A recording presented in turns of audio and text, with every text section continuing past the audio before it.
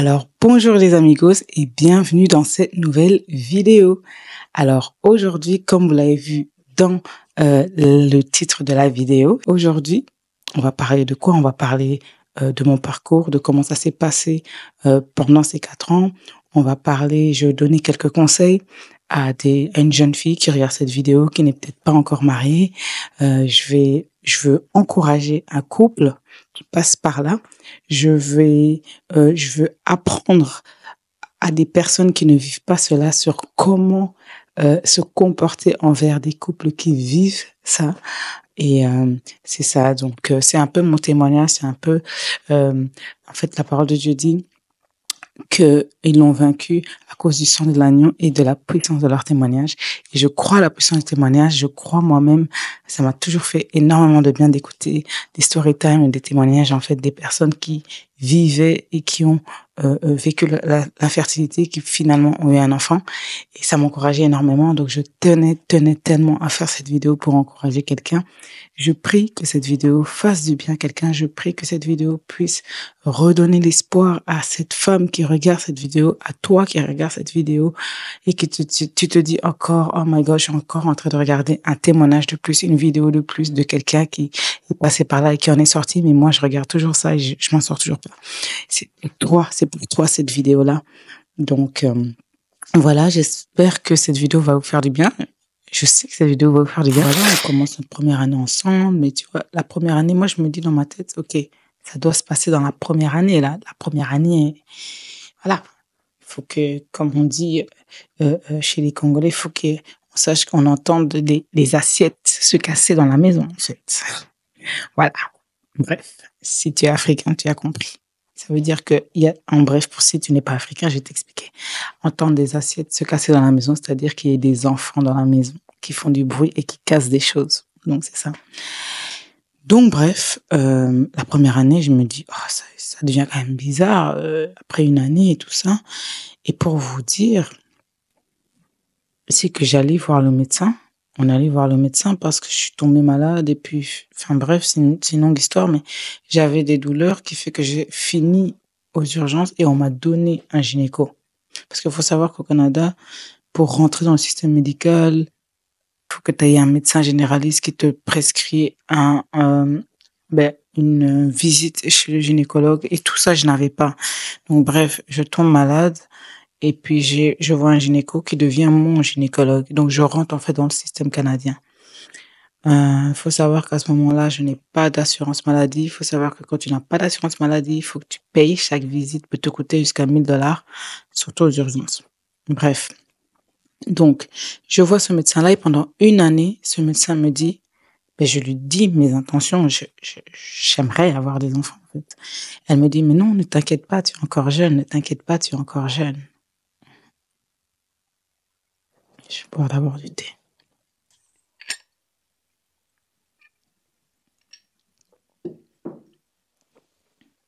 Et donc, quand elle me dit ça, moi, ça me rassure parce que je me dis, cette personne-là, c'est le médecin. C'est la personne qui est le mieux placée pour me conseiller. Donc, je lui fais totalement confiance. Et elle me dit, oui, t'as pas à t'inquiéter, ça va venir, t'es encore jeune, nanana. Et au moment où elle me dit, t'es encore jeune, je me dis, est-ce qu'elle a regardé mon âge sur les papiers ou fait sur les documents qui lui ont été donnés, ou elle dit juste que je suis jeune parce qu'elle regarde ma tête. Si tu te fies à ma tête, tu risques d'être un peu confondu, comme je dis. Et parce qu'il faut savoir qu'au Canada, comment ça se passe? Quand tu arrives à l'hôpital plusieurs fois, avant que tu vois le médecin, on te pose la même question. Vous êtes né, quelle est votre date de naissance? Pouvez-vous me donner votre nom complet et votre adresse complète? Et au début, c'est embêtant quand tu n'as pas l'habitude parce que chaque personne qui te croise, donc ça va commencer par la secrétaire, ensuite l'infirmière qui va te reposer la même question. Ça peut être 2, 3, 4 infirmières des fois, dépendamment du processus. Donc, quand tu arrives devant le médecin, elle te pose plus la question de ta date de naissance, et nanana, et tout, parce qu'elle sait que tout le check-up a été fait avant que ça arrive chez elle. Bref, elle arrêtait pas de me dire non, t'as le temps, mais... Et à ce moment-là, et là, c'est pour ça que cette vidéo est importante. Si tu passes par là, s'il te plaît, il faut pas juste écouter ce que la personne te dit parce qu'elle a une blouse blanche. Non, il faut que tu puisses oser dire ce que tu veux et taper sur la table pour dire ce n'est pas une question d'âge, même si j'ai 18 ans, même si j'ai 30 ans, même si j'ai... It doesn't matter. Je veux des enfants et j'aimerais savoir quelle est la procédure. À ce moment-là, j'aurais dû taper sur la table et j'aurais dû insister. Mais je l'ai pas fait et je l'ai fait confiance. Bon, ok. Et j'y allais seule aussi. Je sais pas si le fait d'y aller seule, ça te rend un peu plus vulnérable. C'est très important si tu peux aller en couple, d'y aller en couple pour avoir aussi cet appui-là de ton mari, en fait. Et, ou de ta femme, parce qu'il y a des personnes que c'est l'homme qui a des problèmes de fertilité, donc c'est pas toujours la femme. Bref, pendant 1 an, on nous fait tourner comme ça. 1 an et demi, 2 ans. Et, elle me voit, faut savoir qu'elle me voit seulement une fois tous les 6 mois. Mais d'un côté, c'est pas de sa faute, j'ai pas d'assurance maladie. Donc, à ce moment-là, j'ai pas encore ma résidence canadienne. Bref. Après 2 ans, j'ai enfin ma résidence canadienne. Et là, je me dis, oh, waouh, gloire à Dieu. J'ai ma résidence. Ça veut dire qu'à partir de maintenant, le médecin va bien me suivre et tout, nanana, et tout. Bref. Elle m'appelle en été, j'étais avec ma famille. Ma famille était venue me voir pendant les vacances, ma famille de la Belgique. Et elle m'appelle et elle me dit oui, bonjour, est-ce que je pourrais vous parler? Est-ce que vous pouvez aller dans un endroit tranquille et tout? Je lui dis ok. Alors, elle me dit oui, je vais laisser votre dossier. Je quitte l'hôpital. Donc, ça sera quelqu'un d'autre qui va s'occuper de votre dossier. Bruh. Attends. Ça fait 2 ans que tu t'occupes de mon dossier et du coup, tu vas donner ça à quelqu'un d'autre. Déjà, toi, tu as pris 2 ans pour t'en occuper bien et puis tu vas le donner à quelqu'un d'autre qui doit relire le dossier, qui va m'appeler peut-être dans 10 ans, quand elle aura envie de m'appeler, parce qu'il y a un manque de médecins ici au Québec. Mais j'étais dégoûtée. J'étais dégoûtée. J'étais grave dégoûtée. Donc, après ça, j'apprends ça, je sais plus si j'ai pleuré sur le coup, mais je sais que j'étais vraiment pas bien. J'étais avec mon mari dans la chambre. Et en même temps, t'as pas envie de gâcher les vacances des autres qui sont là, qui ont pris l'avion pour venir te voir. Donc, c'est comme un mix d'émotions et tout. Mais bon, bref, je reprends sur moi. Et ça, je continue mon été et tout. Et là, dans ma tête, je me dis, là, on a fait 2 ans et demi, presque 3 ans, presque. 2 ans et demi, on va dire. Et on n'a toujours pas été aidé en soi. On n'a toujours pas été aidé. Là, est-ce que ce nouveau médecin va m'appeler, va pas m'appeler? Bref, très important aussi, un détail très important, c'est que on priait quand même ensemble pour rester rester unis, c'est très important. Donc voilà, mon mari, il a continué à m'encourager, t'inquiète pas, peut-être que finalement c'est une bonne chose de changer de médecin, peut-être que ce médecin-là, il va mieux s'occuper de ton dossier. Bref, moi, j'arrivais pas à voir ça, j'étais tellement dégoûtée en fait. Bref, quelques semaines après, étonnamment, le cabinet du médecin m'appelle. Donc, c'est son infirmière qui m'appelle, qui me dit oui, bonjour, est-ce que je parle bien à Déborah et tout? Je dis oui, c'est bien moi. Elle me dit oui, je vous appelle parce que votre nouveau médecin tenait à vous voir, mais elle ne veut pas vous voir seule, elle veut vous voir avec votre mari. Je dis oh, ok. Elle déjà elle fait les choses un peu différemment. Je me dis ok. Bah, ok, on sera là et tout. C'est pour quand? Donc, moi, je me dis, c'est dans des mois. Elle me dit, ah non, au courant de cette semaine, est-ce que pour vous, dans 2 jours, c'est correct? Oui, c'est plus que correct. Oui, au Québec, on dit, c'est correct. C'est correct. Donc, j'ai oui, c'est plus que correct et tout. Oui, bien sûr et tout. Voilà, on sera là dans 2 jours. Voilà. Je sais même pas si j'ai demandé à mon mari s'il était libre, mais à ce point-là, voilà, quoi. Bref, on va au rendez-vous, on arrive là-bas, elle me pose directement la première question. Est-ce que vous voulez des enfants? Et moi, je me dis, c'est une blague. Attends, c'est une blague. Parce que là, je me dis, comment ça se fait que c'est pas dans mon dossier que je veux des enfants? L'autre dame qui était là avant, ça faisait 2 ans que j'arrêtais pas de lui dire, je veux des enfants. Et elle me disait, tu as le temps. Donc, en fait, tu as le temps, elle écrivait même pas dans le dossier, en fait. Bref, on se retrouve devant ce médecin. Il nous pose la question, est-ce que vous voulez des enfants? Je dis oui. Oui, oui, on veut des enfants, en fait. Oui. Après, elle me dit, OK, je voulais être sûre parce que ce n'est pas marqué dans votre dossier. Et moi, je me suis posé la question, s'il y a les 2 personnes mariées, il se pourrait que vous voudriez des enfants, il se pourrait que vous en voudriez pas, mais je voulais juste être sûre. Bro. On lui dit: «Oui, c'est ça qu'on veut et tout», puis elle, directement, elle dit: «Écoutez, pour moi, hein, je dois ouvrir et voir c'est quoi le problème». Mon mari, il a dit: attends, calme-toi, en fait, tu viens d'arriver». En fait, dans notre tête, hein, ça, on a dit dans notre tête, on lui a pas dit. En fait, toi, tu viens d'avoir le dossier il y a 2 jours et tu veux déjà ouvrir ma femme, en fait.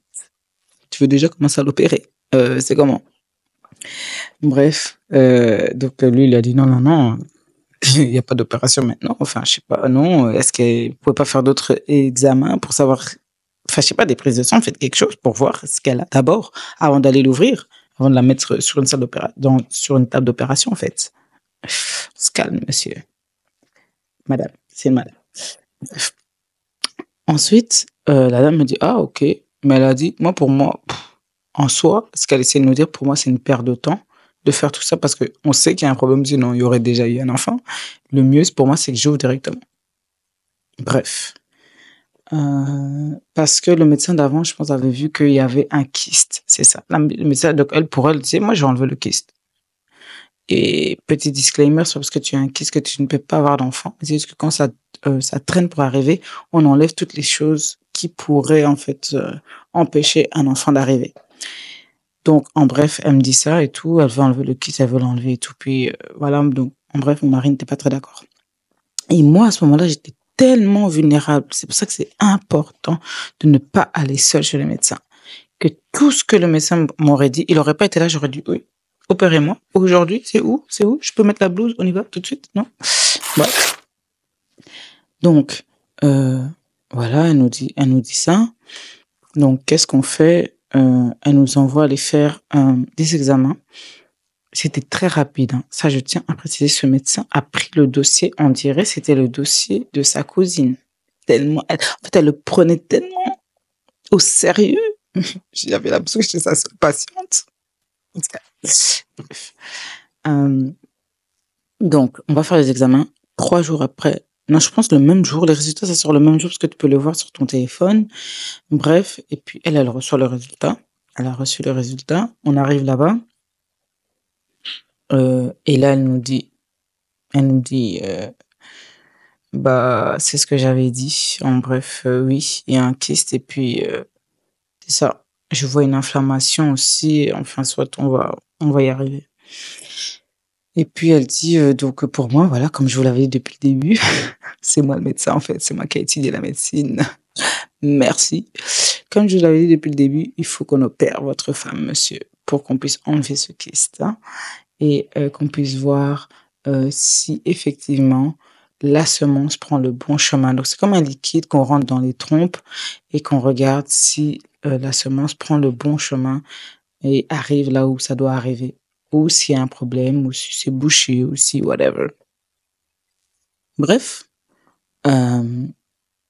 OK, elle nous dit ça au mois de octobre et puis elle nous dit: «Ben moi, en décembre, je suis prête à l'opérer». Je lui ai demandé s'il y a de la place et «Je suis prête à l'opérer, là». Elle m'a dit: «Ah, bon, OK». Puis elle est partie demander, puis on lui a dit: «Oui, il y a une place en octobre et tout, en décembre», et puis mon mari a dit: Est-ce que ça peut pas attendre janvier?» Vous allez me dire: «Mais pourquoi il retarde quelque chose qui aurait pu se faire avant?» C'est ça que vous attendez depuis le début, mais je pense que pour lui, c'est la crainte des opérations, c'est pas quelque chose qui il fait pas trop confiance, voilà quoi. Bref, il fait, donc finalement, on m'opère au mois de janvier et donc elle m'a et là, avant, très important, ouf, ça c'est un détail très, très important. Et là, avant de partir me faire opérer, je pars voir, mon pasteur, ben, pasteur, Fofi et pasteur Suzy Andelo. Je pars les voir.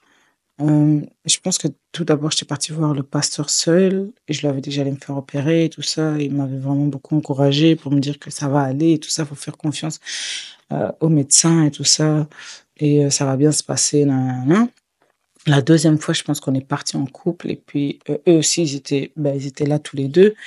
Ils ont prié pour nous et tout ça.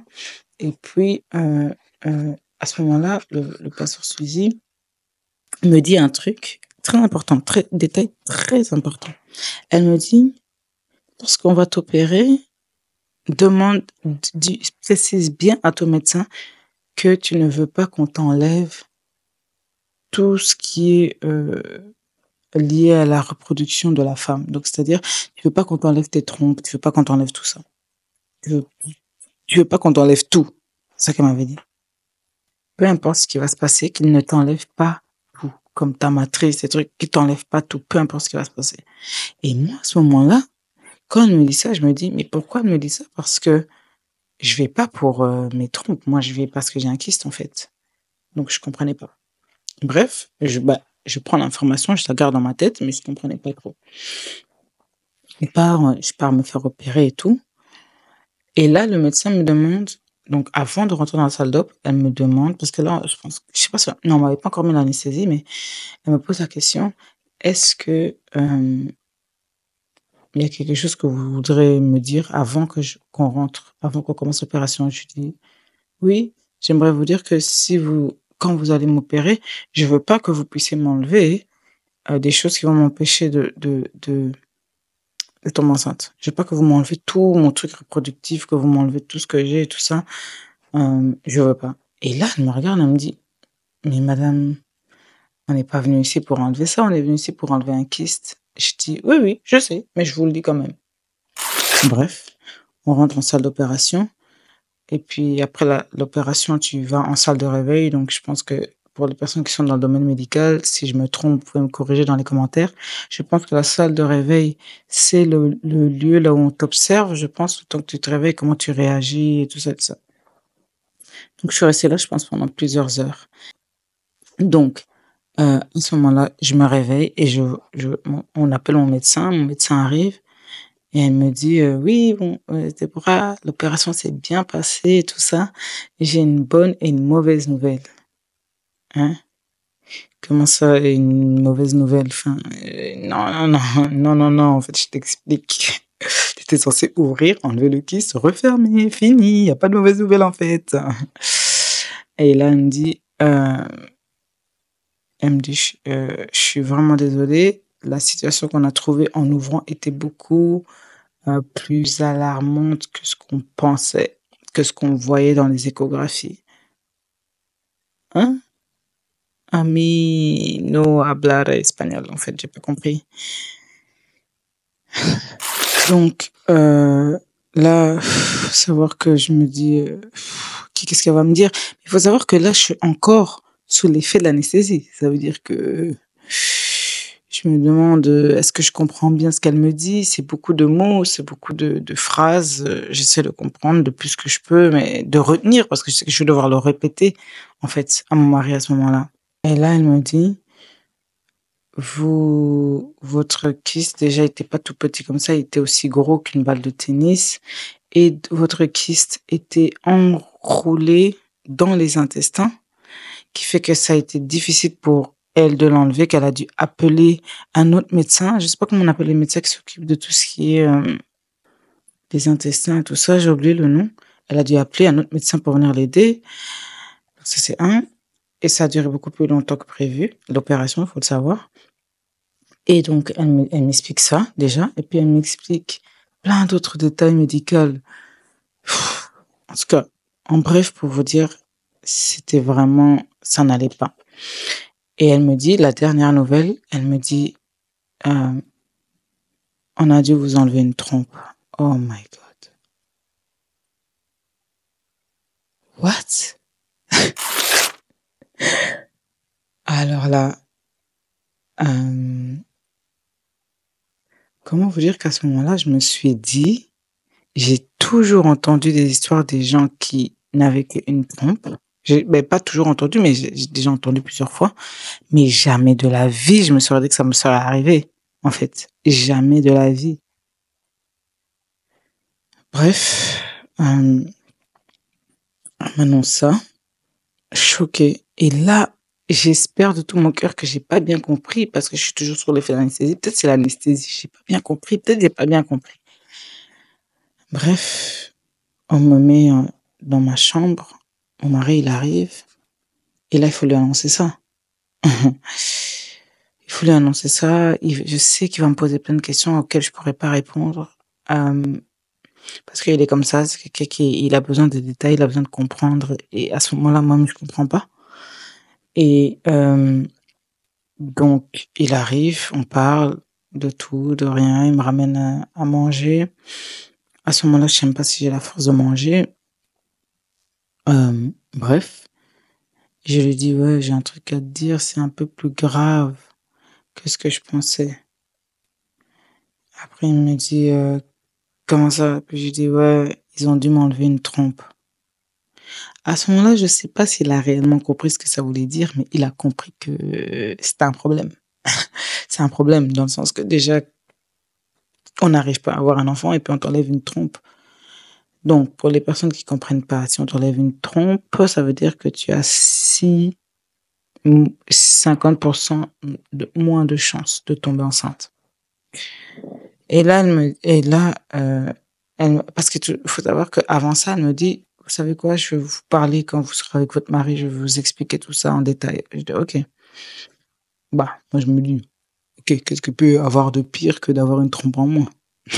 Mais ça, pour moi, c'était déjà le summum, hein.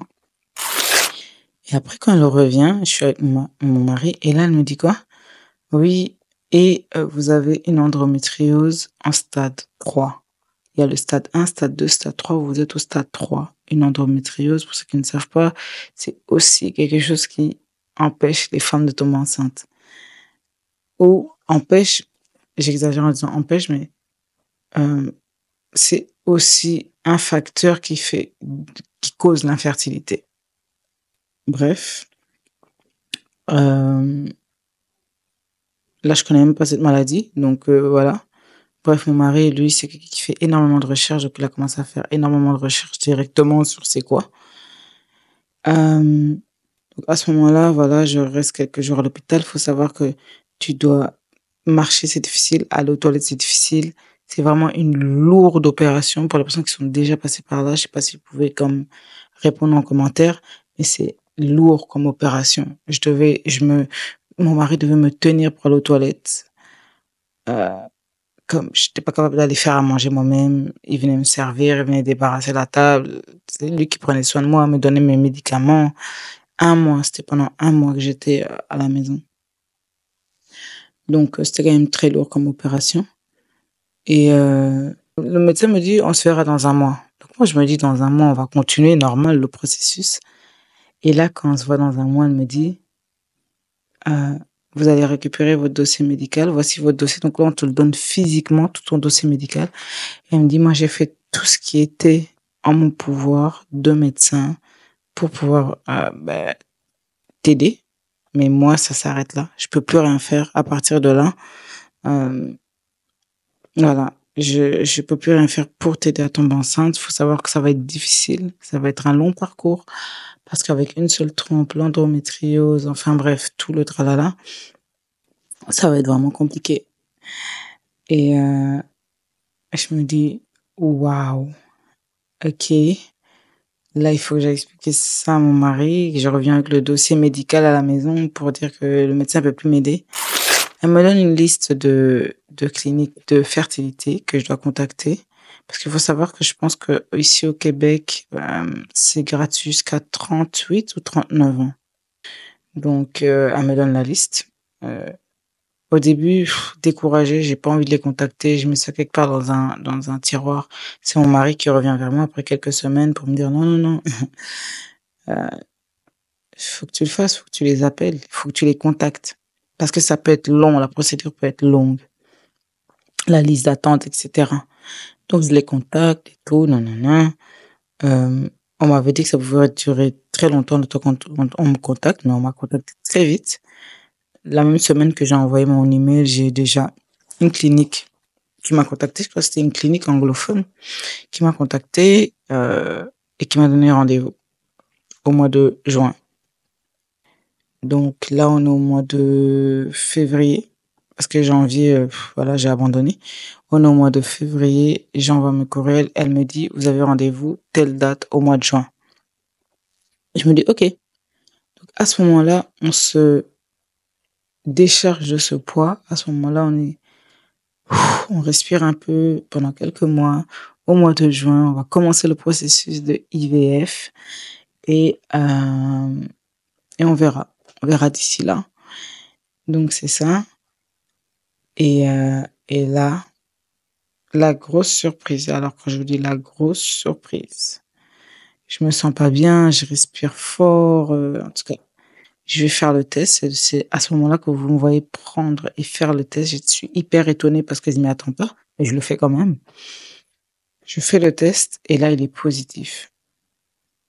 Ok. Et qu'est-ce que je fais? Ben, je recontacte le gynécologue de base. Je recontacte, je lui dis et tout. Hyper étonné. Hyper étonné. Waouh, vous êtes enceinte? Ok, naturellement, oui. Ah, ok, bon, ok. Je veux que vous veniez tout de suite. Je vous envoie aller faire une échographie. J'étais au travail, j'ai quitté le travail. Non, j'étais au travail. Après le travail, parce que c'était le soir. Après le travail, elle me demande d'aller faire une échographie. Je vais faire l'échographie. Et là, en fait, vu que tu n'as qu'une trompe, on doit te confirmer si la grossesse, elle est viable ou pas. Donc là, on arrive et le médecin, le radiologue confirme que la grossesse est viable. Donc, c'est ça. Et, euh, et puis, c'est là où, voilà, bah, le processus a commencé. Et puis, c'est ça. C'est pour ça, peut-être que tu te poses la question, pourquoi elle a caché à sa famille pendant 5 mois? C'est ça, déjà, ma conviction personnelle. Je n'avais pas une conviction que je devais en parler. Et pas avant les 5 mois. Donc, c'est pour ça qu'on en a parlé après. Et donc, c'est un peu ça pour la première partie de cette vidéo. À travers cette vidéo, ce que je veux aussi, je veux encourager une jeune fille, une jeune femme ou une femme qui regarde cette vidéo. S'il vous plaît, très important, allez voir un gynéco. Allez faire un contrôle de routine. Allez voir si vous êtes en bonne santé, si tout est OK, si tout est en place. C'est hyper, hyper important. Pourquoi je dis ça? Parce que c'est un peu égoïste pour le partenaire qui se retrouve en fait à dealer avec des problèmes que tu aurais pu en fait prévoir avant, tu aurais pu régler avant. Et là, il se retrouve dans une situation, même si la personne n'a dit rien, tu vois, même si la personne n'a dit rien, mais il se retrouve dans une situation qui aurait pu être réglée avant d'être dans le mariage. Déjà, il y a eu cette attente. Et puis, voilà, si ça avait été fait avant, peut-être que ça n'aurait pas été jusqu'à à ce point-là. La deuxième chose que je voudrais dire, c'est faites attention les filles à votre alimentation, la manière dont vous mangez, ce que vous buvez, le taux de sucre que vous consommez, c'est hyper, hyper important. Et ça, je mets même le sport à part parce que tu peux faire tout le sport du monde, mais si tu ne manges pas de manière saine, ça va se retransmettre dans ta santé, en fait. C'est très important, surtout nous qui sommes des afro-descendants, on a tendance à manger trop sucré, trop salé, trop épicé, trop. Et oui, ça a un impact sur ta santé. Donc ça, c'est vraiment un conseil que je voulais donner. Et la troisième chose que je voulais dire, c'est encourager cette personne qui regarde cette vidéo. Et parce qu'il faut savoir, hein, il y a un truc bizarre lorsque on attend quelque chose. Et je sais qu'il y a beaucoup de femmes qui vont se reconnaître dans ce que je dis. Il y a beaucoup de femmes qui sont passées par l'infertilité, c'est que tu as tendance à vouloir regarder des témoignages tout le temps, tu as tendance à vouloir regarder des story time, tu as tendance à vouloir regarder des filles qui étaient dans l'infertilité, qui enfin annoncent à leur mari qu'elles sont enceintes et tout. Tu as tendance à beaucoup regarder ça. Et ça peut être un piège des fois, si tu fais pas attention à ton cœur, ça peut être un piège des fois de se dire, oh my God, mais moi ça n'arrive toujours pas. Donc travaille et fais attention à ton cœur. Fais très, très attention à ton cœur, que tu vas aller à beaucoup de baby showers, tu vas aller à beaucoup de fêtes, tu vas aller à des mariages, là où il y a des personnes vont se marier après toi et qui vont tomber enceintes avant toi. Tout ça, ça va arriver. Donc, et si ton cœur, il est pas prêt, si ton cœur, il est pas dans une bonne position à ce moment-là, tu risques de finir dans la dépression, tu risques, en fait, d'aggraver ta situation. Et c'est vraiment important que tu sois bien là-dedans, euh, pour pouvoir avoir une facilité aussi à avoir des enfants. Et ça, c'est vraiment très, très, très important. La quatrième chose que je veux dire, c'est à toi qui connais un couple qui vit des difficultés et qui pose toujours des questions banaux. Désolé si t'as pas la ref. Qui pose toujours des questions, en fait, gênantes, j'ai envie de dire. Venir reposer la question à la personne 10 000 fois. Vous n'avez toujours pas d'enfant? Vous n'avez toujours pas d'enfant? Vous n'avez toujours pas d'enfant? Ne fera pas en sorte que l'enfant viendra plus vite. Si tu veux faire quelque chose d'utile, prie pour le couple. Si tu es vraiment proche de la personne, tu peux lui poser une fois la question. Vous voulez des enfants? Oui, ok. Une fois, ça suffit. T'as pas besoin de lui reposer 10 000 fois la même question. Ok? Arrêtez avec les questions inutiles, sincèrement, là. Voilà. Moi, j'ai vraiment eu la grâce que mon mari m'a vraiment beaucoup protégée contre ces parasites-là qui viennent toujours poser des questions stupides. Mais, s'il te plaît, si tu passes pas par là, si toi, le Seigneur t'a donné des enfants directement, ou si toi, peut-être tu veux pas d'enfants, ou si toi, t'es pas encore dans ce cas-là, évite les questions gênantes. Parce que ça peut être très difficile, très, très difficile, de se revoir poser les mêmes questions. Et vous n'avez pas d'enfant? Ah, non, non. Et je comprends que c'est pour la bonne cause. Vous voulez vraiment voir le couple avec des enfants. Mais vous mettez la personne mal à l'aise. Oui, la personne souhaite des enfants, mais ça vient pas comme tu l'avais pas remarqué. On n'a pas besoin que tu viennes rajouter tes petites épices et tes petits sels, et nanana. Et je dis pas ça d'un cœur méchant ou d'un cœur, comment dire, vengeant ou whatever. Non. Parce que moi, je faisais toujours en sorte que mon cœur soit à la bonne place, que ici, je me sente bien.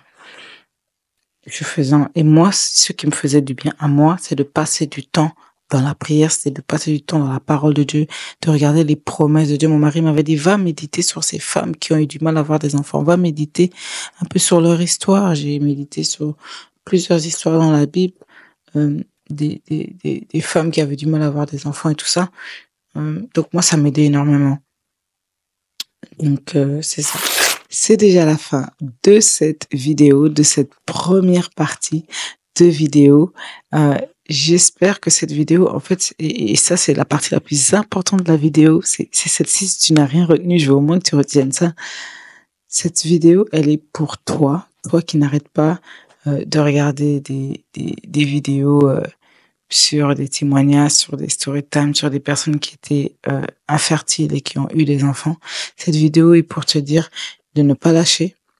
Cette vidéo est pour te dire que un jour, toi aussi, tu feras ton témoignage. Ça sera peut-être pas sur YouTube, mais ça sera peut-être dans ta communauté, dans ta famille, entre tes amis, etc., etc.